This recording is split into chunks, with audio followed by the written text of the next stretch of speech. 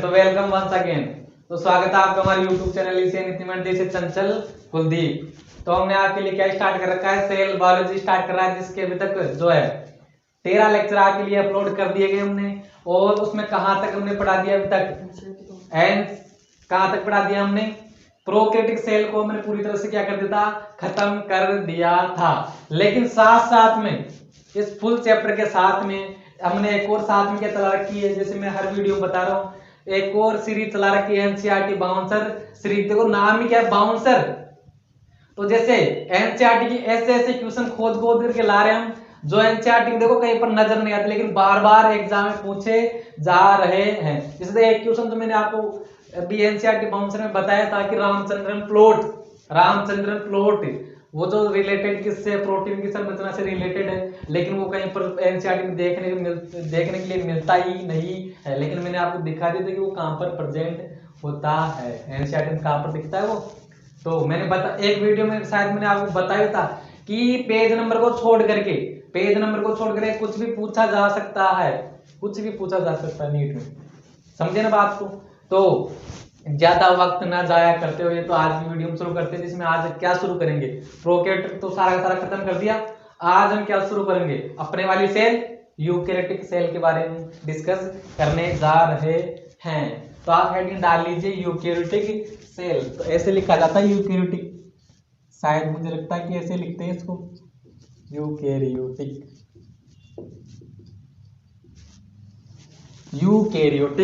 Cell. Hindi में बोले तो क्या, ससीम केंद्र की कोशिका। कौन सी कोशिका, ससीम केंद्र की कोशिका। अब देखो नाम से पता चल रहा है, और डिफरेंस में पहले मैंने आपको समझा दिया था कि इसका मीनिंग क्या होता है। यू का मतलब क्या था, सत्य, और कैरियो का मीनिंग बोले तो क्या, कैरियो का मतलब क्या था, केंद्रक। मतलब ऐसी कोशिका जिसमें सुसंगठित केंद्रक पाया जाता है और जिसके चारों तरफ दो ही झिल्ली का आवरण पाया जाता है।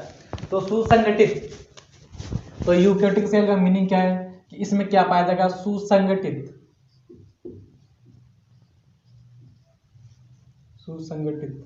दिख रहा है, सुसंगठित क्या पाया जाएगा इसमें, सुसंगठित केंद्रक, सुसंगठित केंद्रक पाया जाता है, जो कि, और इसके चारों तरफ क्या रहती है, दोहरी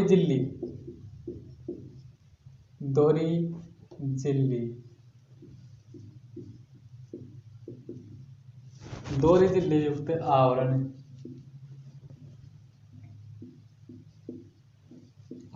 प्रेजेंट होता है, दोहरी झिल्ली पाई जाती है। और जो प्रोकैरियोटिक सेल उसमें कोई झिल्ली विल्ली कुछ नहीं होती, सिर्फ जो उनका जो जेनेटिक मैटेरियल तो वैसे साइटोप्लाज्म में बिखरा रहता है, ठीक है। लेकिन यहाँ पर सारा का सारा काम कैसे चलेगा, सिस्टेमेटिक ढंग से चलेगा। हर काम करने के लिए अलग से सेल ऑर्गेनल डाल रखा है, और न्यूक्लियस को और डीएनए, सबसे इंपोर्टेंट चीज क्या सेल में, डीएनए, तो उसको छिपा करके झिल्ली से परिबद्ध करके रखा है। जैसे कि क्या है कि कोई भी जो संस्था होती है, कोई भी जो स्कूल होती है, उसमें जो मेन हेड होता है तो उसको लिए अलग से ऑफिस बना करके रखा जाता है ना। तो वैसे यूकैरियोटिक सेल में क्या कर दिया कि जो मेन चीज क्या है, डीएनए, मतलब जो सारी सारी मेटाबॉलिज्म को कंट्रोल करके रखता है, सेल को कंट्रोल करके रखता है, उसके लिए अलग से चेंबर बना रखा है। और वो चेंबर भी कैसा, जिसके चारों तरफ कैसी झिल्लियां होती है, दो झिल्ली। समझ गए बात। तो ये तो दो बातें थी इसके बारे में भी। अगली बात देखिए कि शारीरिक रूप से, शारीरिक इनकी क्या होती है, जटिल, लेकिन उपापचय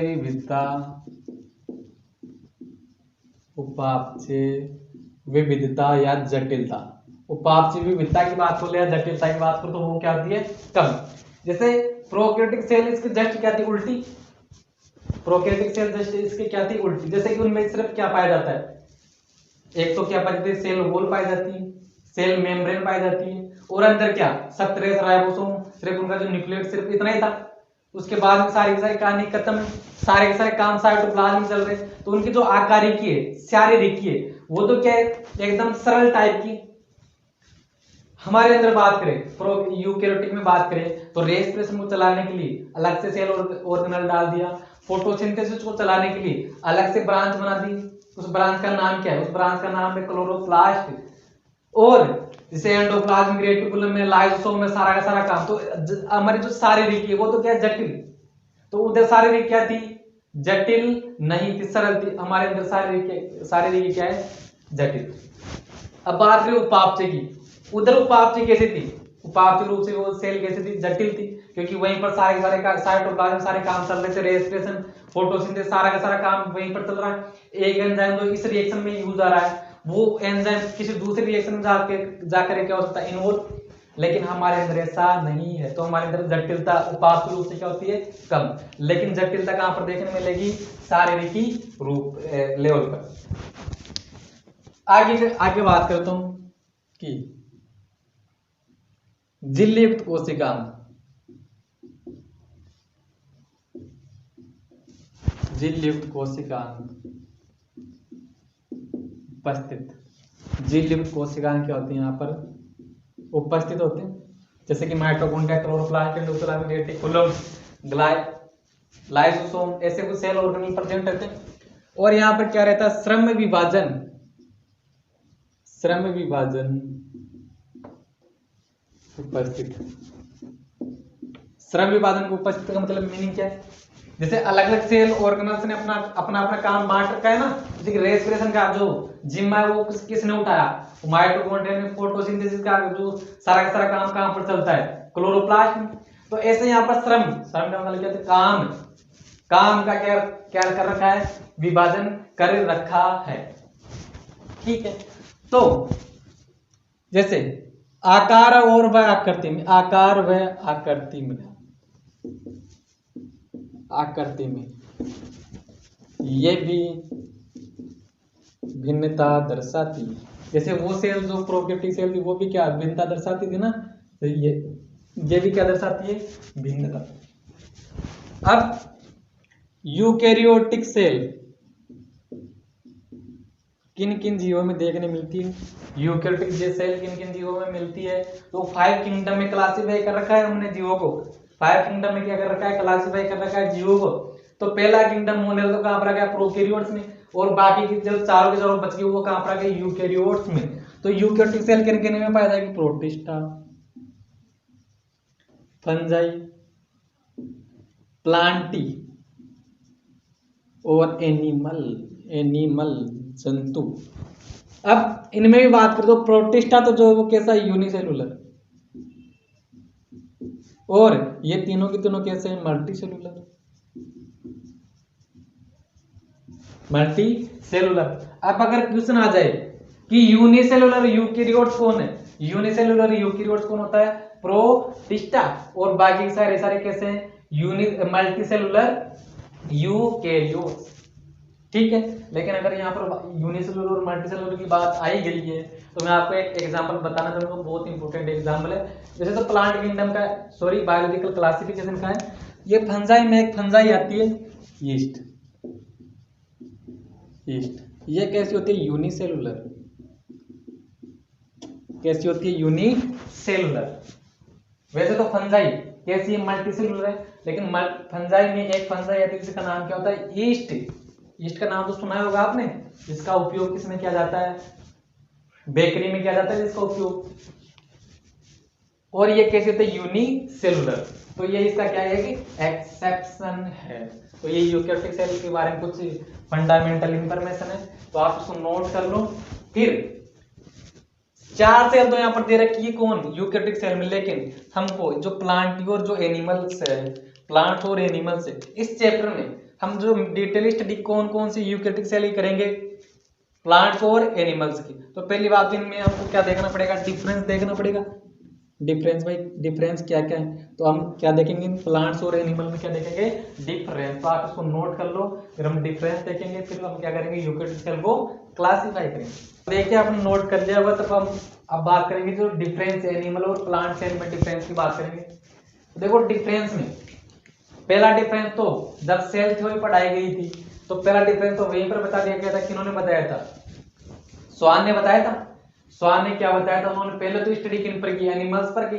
और उसके बाद में स्टडी किन पर की थी? प्लांट्स पर की थी। उन्होंने क्या बताया कि प्लांट्स और एनिमल में एक चीज का डिफरेंस है कि प्लांट्स की सेल के बाहर एक रिजिड लेयर पाई जाती है जिसको क्या बोलते हैं सेल वॉल, लेकिन एनिमल्स में उसका क्या होता है अभाव। तो सेल वॉल की बात करें तो एनिमल्स में तो क्या होती है वो एब्सेंट, जबकि प्लांट्स में सेल वॉल पाई जाती है।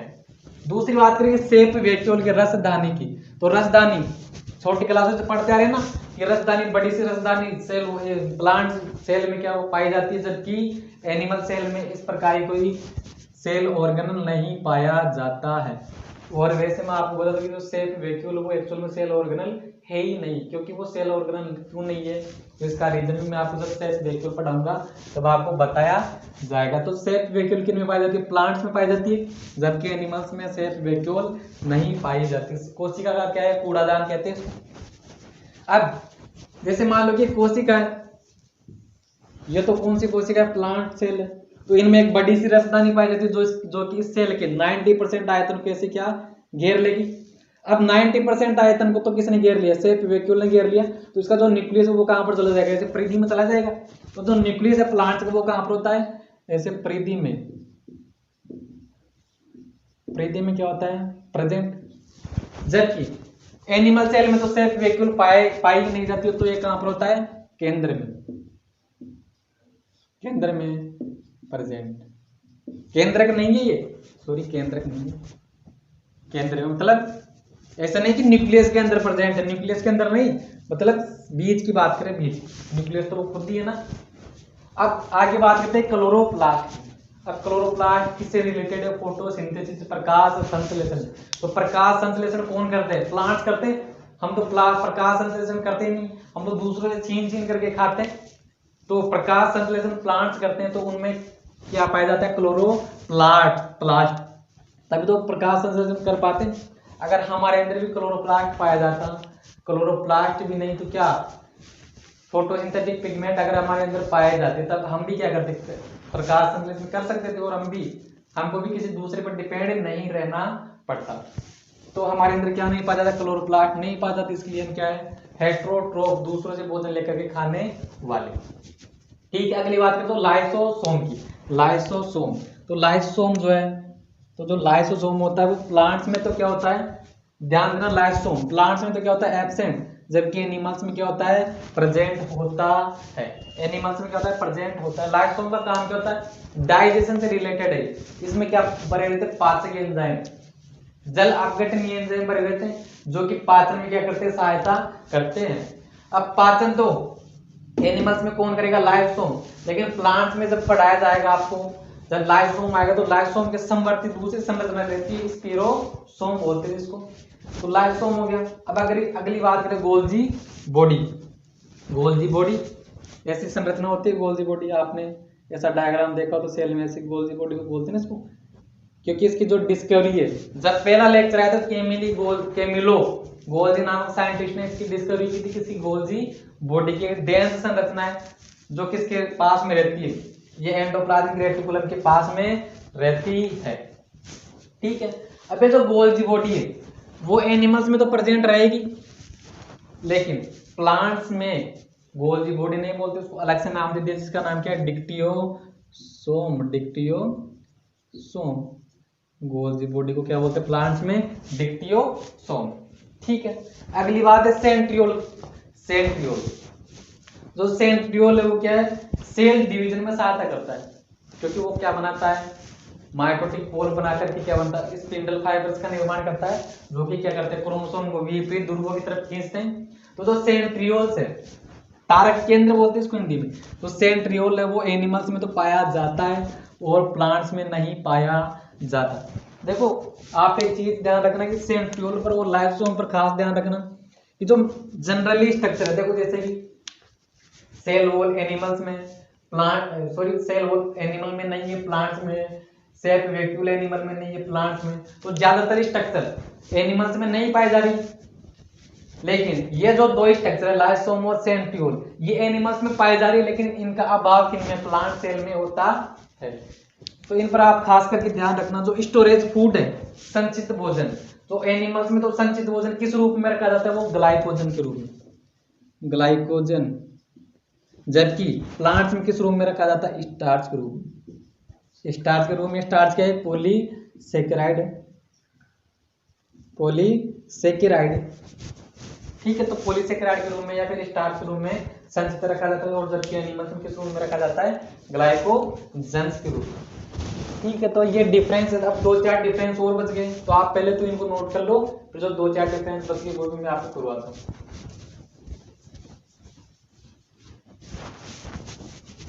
आपने नोट कर लिया वो, तो मैं इसको मिटा रहा हूँ।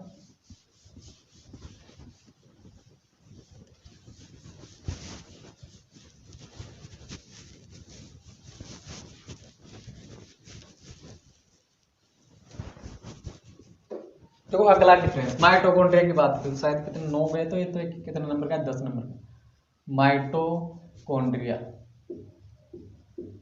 माइटोकॉन्ड्रिया देखो, माइटोकॉन्ड्रिया जो है वो काम क्या करता है, रेस्पिरेशन की प्रोसेस चलती है उसमें, और रेस्पिरेशन के दौरान क्या बनती है, एटीपी बनती है। अब एटीपी का यूज कहां पर होगा, जो जितनी मेटाबॉलिज्म चलती है सेल के अंदर, जितनी मेटाबॉलिज्म चलेगी उनको चलाने के लिए किसकी रिक्वायरमेंट है, एटीपी की रिक्वायरमेंट है। अब जो जीवी है उसमें मेटाबॉलिज्म का चलना तो कहते हैं, तभी तो वो जीव कहलाएगा। तो प्लांट्स में भी मेटाबॉलिज्म चलेगी और एनिमल्स में मेटाबॉलिज्म चलेगी, तो दोनों में ही मेटाबॉलिज्म को चलाने के लिए किसकी रिक्वायरमेंट होगी, एटीपी। और एटीपी बनाएगा कौन, माइटोकॉन्ड्रिया। तो माइटोकॉन्ड्रिया होगा तो दोनों में, प्लांट्स में माइटोकॉन्ड्रिया होगा, एनिमल्स में भी माइटोकॉन्ड्रिया होगा। लेकिन हम जैसे कि हम क्या करते हैं, चलते हैं, खाते हैं, हंसते हैं, रोते हैं, सारे के सारे काम किया, प्लांट्स की तुलना में ज्यादा काम कर रहे हैं ना, वो तो ये जगह खड़े रहते हैं। जैसे हमारे जो जितने काम करते हैं, जैसे मैं पढ़ा रहा हूँ, आप पढ़ रहे हैं, आप ऐसे प्लांट्स कोई काम नहीं करता ना, तो एटीपी की रिक्वायरमेंट तो वहां पर भी है और एटीपी की रिक्वायरमेंट हमें भी है, लेकिन हमें एटीपी की रिक्वायरमेंट क्या है, ज्यादा। क्यों, क्योंकि हमारे अंदर ऐसे काम भी होते हैं जो प्लांट्स में नहीं होते हैं, तो इसलिए माइटोकॉन्ड्रिया होगा तो दोनों में, लेकिन एनिमल्स में इनका नंबर क्या होगा, ज्यादा, और प्लांट्स में इनका नंबर क्या होगा, माइटोकॉन्ड्रिया का कम। ठीक, तो देखिए माइटोकॉन्ड्रिया के बाद में हमारा जो अगला डिफरेंस है वो रहेगा सेल डिवीजन का प्रकार। सेल डिवीजन मतलब एक कोशिका से 2 कोशिका का निर्माण। तो भाई एनिमल्स है, एनिमल्स की ये सेल है। अब एनिमल्स की जब सेल है तो इससे जब एक कोशिका से 2 कोशिका जब बनती है, तब होता क्या कि इनकी एनिमल्स की बाहर की परत क्या, सेल मेम्ब्रेन रहेगी सिर्फ। तो ये सेल मेम्ब्रेन अंदर की तरफ ऐसे क्या होती है, इन्वेजिनेट फोल्ड होती है, अंदर की तरफ ऐसे खींची जाती है, अंदर की तरफ ऐसे खींच करके एक खांच सी बन गई। ये इसका क्या न्यूक्लियस है, तो ये इसका क्या है, सॉरी न्यूक्लियस तो पहले ही, जो न्यूक्लियस का डिवीजन वो पहले ही हो चुका होता है, साइटोप्लाज्म का डिवीजन तो बाद में होता है। तो ऐसे खांच बन गई, फिर ऐसे करते करते जो खांच है वो ऐसे और क्या होती जाती है, गहरी, और आखिर में आकर के एक कोशिका से 2 कोशिका का क्या होता है, निर्माण होता है। तो एनिमल्स में जो सेल कोशिका द्रव्य विभाजन है या जो सेल डिवीजन है वो कैसे हुआ, खांच निर्माण विधि के द्वारा, इंग्लिश में बोले सेल फ्रो मेथड, खांच निर्माण विधि, या फिर इंग्लिश में बोले तो सेल फ्रो मेथड। तो ये मेथड तो कौन सा है, सेल फ्रो,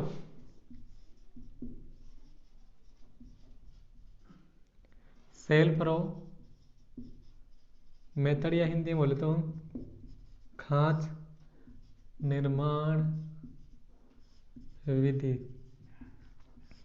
ठीक है, और अब ये देखो, ये जो सेल फ्रो मेथड या खांच का निर्माण हो रहा है वो परिधि से केंद्र की तरफ हो रहा है, परिधि से केंद्र की तरफ हो रहा है। तो ये जो डिवीजन है, सेल डिवीजन, वो कैसा है, अभिकेंद्र की, अभिकेंद्रीय, अभिकेंद्रीय, इसका मतलब है परिधि से केंद्र की ओर, परिधि से लेकर के केंद्र की ओर। तो ये तो एनिमल्स की बात है। अब बात करें हम किसकी, प्लांट्स की। प्लांट्स की बात करें तो ये मान लो कि सेल पहले क्या हो चुका है, न्यूक्लियस का डिवीजन, उसके बाद में यहाँ कहाँ पर, यहाँ यहीं कहीं पर क्या रहेगी, ये गोल्जी बॉडी रहेगी, ऐसे गोल्जी बॉडी। तो गोल्जी बॉडी क्या करती है, कुछ पैकेट्स का सिक्रेशन करती है, तो उन पैकेट्स को बोला जाता है क्या, फ्रेगमोप्लास्ट। क्या बोला जाता है, फ्रेगमोप्लास्ट। तो मान लो कि ये गोल्जी बॉडी से क्रिएट किया हो फ्रेगमोप्लास्ट, आकर के ये जो पुट्टिका है वो आकर बैठ गई यहाँ पर। उसके बाद में ऐसे फ्रेगमोप्लास्ट वो ऐसे क्या होती रहती है, अरेंज होती रहती है, ऐसे लगातार ऐसे अरेंज होती रहती है। तो ऐसे अरेंज होती होती फिर आखिर में ये क्या बन जाती है, एक प्लेट की जैसी संरचना बन जाती है, प्लेट की जैसी संरचना। और ऐसे क्या एक सेल से कितनी सेल का निर्माण हो जाता है, 2 सेल का निर्माण। तो पहली बात तो मेथड कौन सा है, सेल प्लेट मेथड। जो प्लांट्स है उनमें मेथड कौन सा है, सेल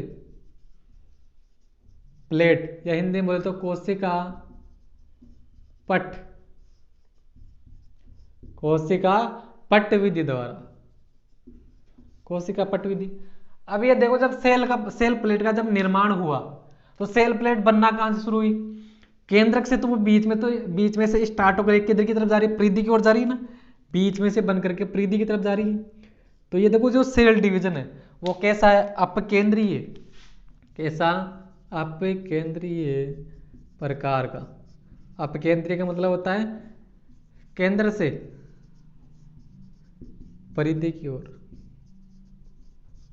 केंद्र से परिधि की ओर। समझ गए ना बात को। तो ये क्या है, सेल डिवीजन। एनिमल्स में सेल फ्रो मेथड के द्वारा होगा, जबकि प्लांट्स में किस मेथड के द्वारा, सेल प्लेट मेथड के द्वारा। ठीक है, यहाँ पर अभिकेंद्रीय प्रकार से होता है और यहाँ पर अपकेंद्रीय प्रकार से। तो हमने ये सेल में, प्लांट्स और एनिमल सेल में डिफरेंस सारे के सारे देख लिए। अब डिफरेंस देखने के बाद में अब जो यूकेरियोटिक सेल है, अब हम उसको क्या करते हैं, एक बार शुरू में जैसे मैंने आपको बता दिया यूकेरियोटिक सेल के बारे में, लेकिन उसको एक बार वापस से मैं आपको क्या करवा रहा हूँ, क्लासीफाई करवा रहा हूँ। तो आप इसको नोट कर लो, उसके बाद में यूकेरियोटिक सेल को क्या करते हैं, क्लासीफाई करते हैं। तो आपने इसको लिख लिया होगा, तो मैं इसको मिटा रहा हूँ।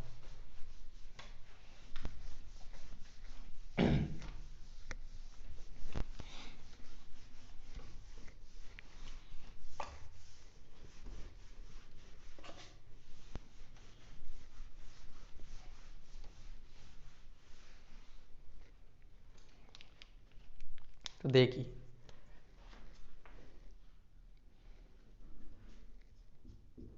दिख रहा है,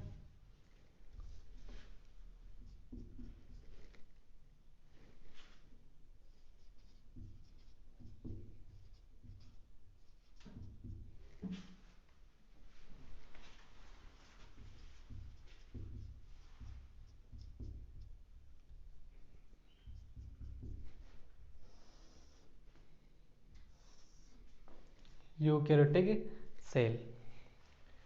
ठीक है, तो यूकेरियोटिक सेल में को क्या करते हैं, हम क्लासीफाई करते हैं। मान लो कि पहले तो ये सेल है। अब हम जो यहाँ पर बात कर रहे हैं यूकेरियोटिक सेल में, तो यहाँ पर हम वो कैरेक्टर देखेंगे, सारे के सारे कैरेक्टर, प्लांट सेल और एनिमल सेल के सारे कैरेक्टर मिलाकर के जो डिफरेंस करवाया जा रहा है ना, वो ना तो स्पेसिफिकली प्लांट सेल का करवाया जा रहा है और ना स्पेसिफिकली एनिमल सेल का करवाया जा रहा है। आपको तो यूकेरियोटिक सेल समझाई जा रही है जिसमें कौन कौन से स्ट्रक्चर पाई जाती है।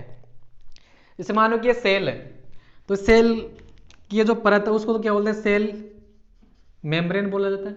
सेल मेम्ब्रेन के बाहर एक और रिजिड लेयर होती है जिसका नाम क्या होता है, सेल वॉल होता है। समझ गए। अब ये जो यूकेरियोटिक सेल है उसके बार बार क्या देखने मिलेगी आपको, बाहर क्या देखने मिलेगी आपको, सेल वॉल, कोशिका भित्ति, कोशिका भित्ति देखने मिलती है। ठीक है, ये कोशिका भित्ति हो गई। तो ये कोशिका भित्ति को मैंने क्या किया, रब किया। अब जो भी कुछ बच गया, ये अंदर क्या है, कोशिका भित्ति को हटाने के बाद जो भी कुछ बच गया सेल में उसको बोला जाता है प्रोटोप्लास्ट, उसको बोला जाता है प्रोटोप्लास्ट।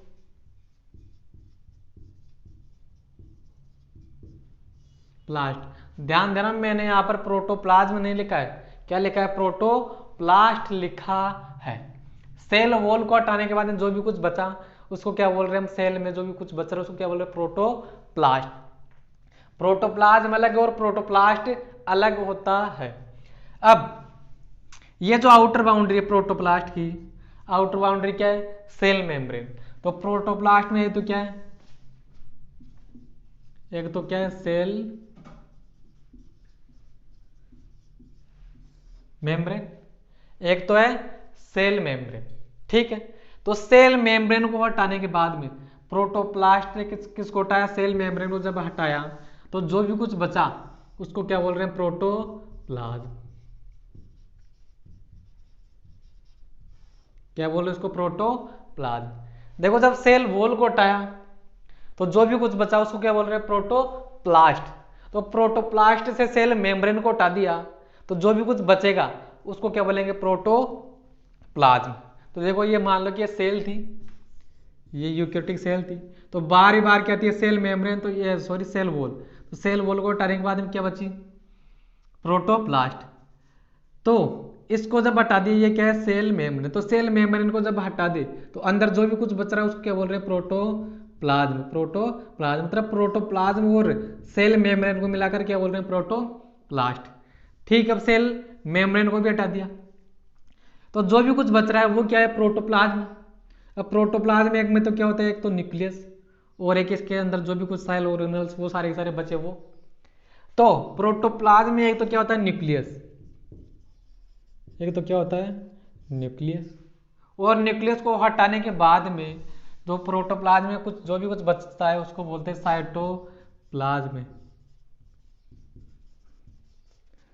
साइटोप्लाज्म कोशिका द्रव्य बोला जाता है।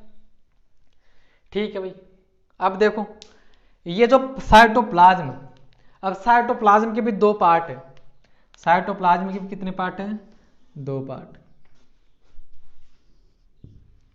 साइटोप्लाज्म के कितने पार्ट है, दो पार्ट। एक तो है हाइलोप्लाज्म, हाइलोप्लाज्म, और एक है ट्रोफोप्लाज्म। एक तो हाइलोप्लाज्म और एक है ट्रोफोप्लाज्म। देखो जब प्रोटोप्लाज्म में से न्यूक्लियस हटा दिया जो भी कुछ बच रहा है उसको क्या बोल रहे हैं, साइटोप्लाज्म।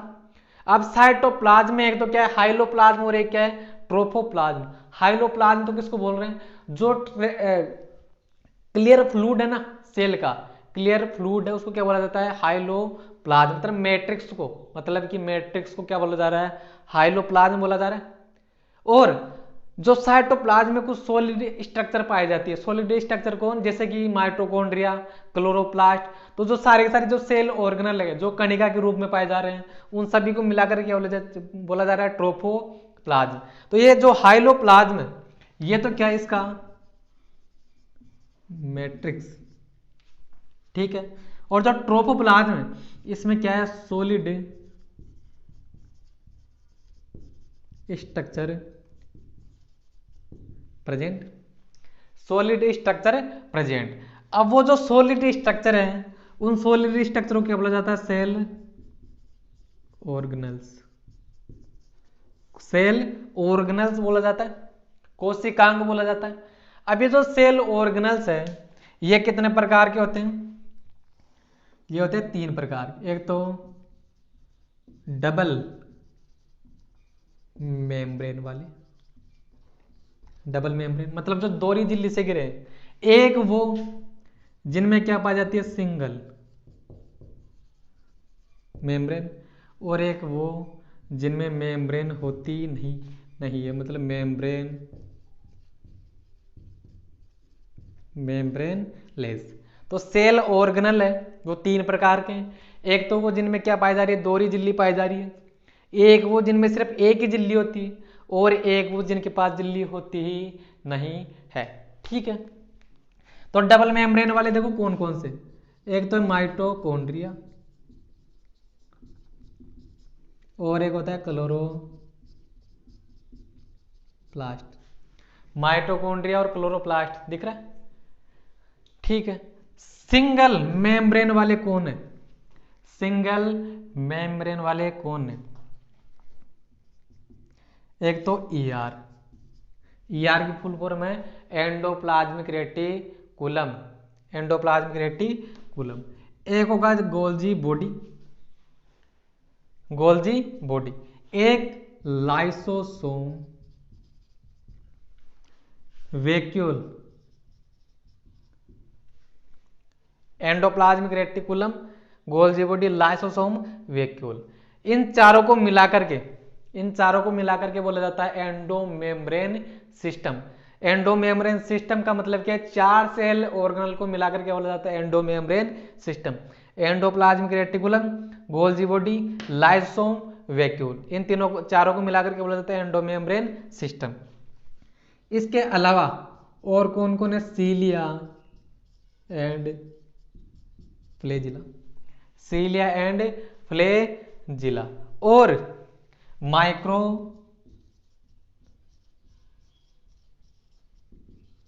माइक्रोबॉडीज। तो सिंगल मेम्ब्रेन वाले कौन कौन आ गए? Endoplasmic reticulum, Golgi body, lysosome, vacuole, cilia, flagella और माइक्रोबॉडीज। ये सारे के सारे क्या है? जिनके पास एकल झिल्ली पाई जाती है। मेम्ब्रेन लेस वाले मतलब जिनके पास झिल्ली होगी नहीं, तो वो कौन कौन से? तो राइबोसोम और एक होता है सेंट्रियोल।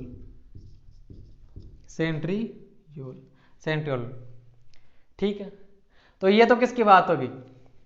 साइटोप्लाज्म की। अब बात करें तो न्यूक्लियस की। जो यूकैरियोटिक न्यूक्लियस है उसमें कितने कंपोनेंट्स पाए जाते हैं? 4 कंपोनेंट्स। कितने कंपोनेंट्स? 4 कंपोनेंट्स। 4 कंपोनेंट्स में एक तो होती है न्यूक्लियर मेम्ब्रेन, एक होता है इसमें न्यूक्लियोप्लाज्म, एक होती है इसमें nucleolus. Nuclear membrane, nucleoplasm, nucleolus, और एक चौथा जो कंपोनेंट उसको बोला जाता है क्रोमेटिन। समझ गए? तो ये यूकैरियोटिक न्यूक्लियस के कितने पार्ट होते हैं? 4। अब ये तो यूकैरियोटिक सेल का हमने क्या देख लिया? क्लासिफिकेशन, क्या क्या उसमें आता है। अब हमको क्या करना है? पहले तो किसको पढ़ना है? सेल वॉल को पढ़ना है। सेल वॉल को पढ़ने के बाद में हमको पढ़ना है सेल मेम्ब्रेन को, और सेल मेम्ब्रेन को पढ़ने के बाद में थोड़ा सा एक इंट्रोडक्शन देखेंगे हम साइटोप्लाज्म में कितना क्या पीएच होता है, वो सब का सब। और साइटोप्लाज्म को देखने के बाद में एक एक और सेल ऑर्गेनल्स को उठाएंगे हम। जैसे कि पहले हमने सिंगल मेम्ब्रेन्स वालों को देख लिया, फिर उसके बाद में डबल मेम्ब्रेन वालों को देखेंगे, उसके बाद में फिर मेम्ब्रेन लेस वालों को देख लेंगे, और सेल ऑर्गेनल्स होने के बाद में आखिर में हम किसको पढ़ेंगे? न्यूक्लियस को। बहुत बहुत इंपॉर्टेंट पार्ट है न्यूक्लियस। किसका? सेल बायोलॉजी का सबसे इंपॉर्टेंट पार्ट क्या होता है? न्यूक्लियस। क्योंकि न्यूक्लियस आगे जाकर के कनेक्ट से चैप्टर से होता है, मॉलिक्यूलर बायोलॉजी और जेनेटिक्स से, क्योंकि इसमें सारा का सारा डीएनए की स्ट्रक्चर वो सारा का सारा क्या होता है, वो सारी की सारी हम चीजें देखने वाले हैं। तो ये जो न्यूक्लियस वाला पोर्शन रहेगा बहुत इंपॉर्टेंट रहेगा, तो आपको इसको मेरे साथ कंटिन्यूटी बने रहना है लेक्चर में, एक भी लेक्चर मिस से नहीं करना है। ठीक है, तो मुझे पसंद है कि आपको वीडियो पसंद आई होगी, मुझे उम्मीद है कि आपको वीडियो पसंद आई होगी। तो अगर वीडियो पसंद आई हो तो वीडियो को लाइक करें, चैनल को सब्सक्राइब करें। Thank you very much. और एनसीईआरटी बाउंस सीरीज के जो आपको टॉपिक बताए जा रहे हैं उन सभी को ध्यान से पढ़ते रहे। Thank you.